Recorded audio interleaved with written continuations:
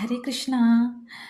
പൊതുവെ ക്ഷേത്ര ദർശനങ്ങൾ നടത്തി വരുമ്പോൾ നമ്മൾ കാണുന്ന ഒരു കാഴ്ചയാണ്, മുന്നേ പോകുന്ന ആൾ എന്താണോ ചെയ്യുന്നത് പുറകെ വരുന്ന ആൾക്ക് അതിനെക്കുറിച്ചൊന്നും അറിയില്ലെങ്കിലും മുന്നേ പോകുന്ന ആൾ ചെയ്യുന്നത് പോലെ തന്നെ അനുകരിച്ചുകൊണ്ട് പോവുക എന്നുള്ളതാണ്. അതിനെക്കുറിച്ച് യാതൊരു ഐഡിയ ഉണ്ടായിരിക്കില്ല എന്താണ് ചെയ്യുന്നത് എന്ന്.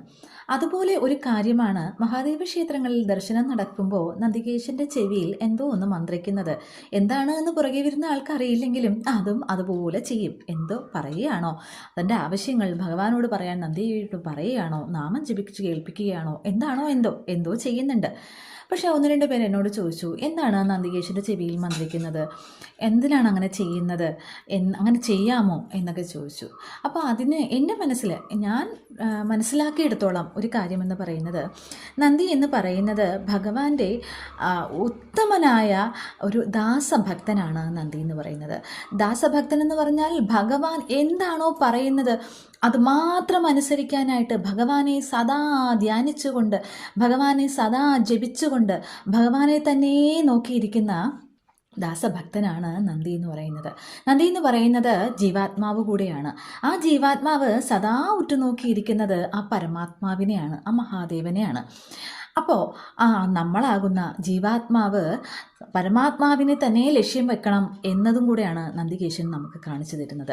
അപ്പോൾ നന്ദികേശൻ സദാ ധ്യാനിച്ചുകൊണ്ട് ഭഗവാനെ ധ്യാനിച്ചിരിക്കുന്ന ആ ഉത്തമ ഭക്തൻ സദാ ജപിച്ചുകൊണ്ടിരിക്കുന്നത് ഭഗവാന്റെ മന്ത്രവുമാണ്. ആ നന്ദികേശൻ്റെ ചെവിയിൽ പോയി നമ്മൾ എന്താണ് പറയേണ്ടത്? വീണ്ടും മന്ത്രമാണോ പറയേണ്ടത്? ആ മന്ത്രം പറയേണ്ട ആവശ്യം അവിടെ ഉണ്ടോ? കാരണം ഭഗവാനെ സ്മരിച്ചുകൊണ്ട് ഭഗവാനിൽ സായുജ്യം നേടാനായിട്ടിരിക്കുന്ന ഭക്തനാണ് നന്ദികേശൻ എന്ന് പറയുന്നത്. ആ നന്ദികേശനെ വീണ്ടും പോയി മന്ത്രം ജപിച്ച് കേൾപ്പിക്കേണ്ട കാര്യമുണ്ടോ? ഭഗവാനെ ജപിച്ചുകൊണ്ടിരിക്കുന്ന ആളാണ്. അപ്പോൾ അതിൻ്റെ ഒരു ആവശ്യം ഇല്ല.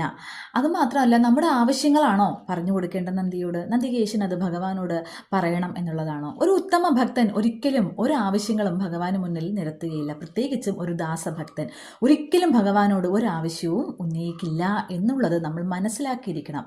നന്ദികേശൻ സദാ ആ പരമാത്മാവിനെ തന്നെ ലക്ഷ്യം വെച്ചിരിക്കുന്ന ആളാണ്. അവിടെ ആഗ്രഹങ്ങളോ മറ്റൊന്നുമേ ഇല്ല എന്നുള്ളതാണ്.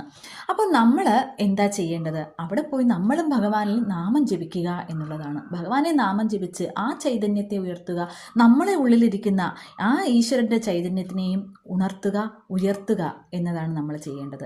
അല്ലാതെ നന്ദികേശൻ്റെ ചെവിയിൽ പോയി എന്ത് തന്നെ പറഞ്ഞിട്ടും അതിൽ ആ ഒരു ഭക്തനെ നമ്മൾ ശല്യം ചെയ്യുകയാണ് ചെയ്യുന്നത്. ഒരിക്കലും ഒരു ഭക്തനെ, ധ്യാനത്തിലിരിക്കുന്ന ഒരു ഭക്തനെയും ശല്യപ്പെടുത്തുവാൻ പാടില്ല. അത് ആ പരമാത്മാവ് അതത്ര ഇഷ്ടപ്പെടുന്ന കാര്യവുമല്ല എന്നുള്ളതാണ്. അതുകൊണ്ട് ഇനിയെങ്കിലും മഹാദേവ ക്ഷേത്രങ്ങളിൽ പോകുമ്പോൾ നന്ദികേശനെ വണങ്ങുക, ഭഗവാനെ നാമം ജപിക്കുക. അങ്ങനെയാണ്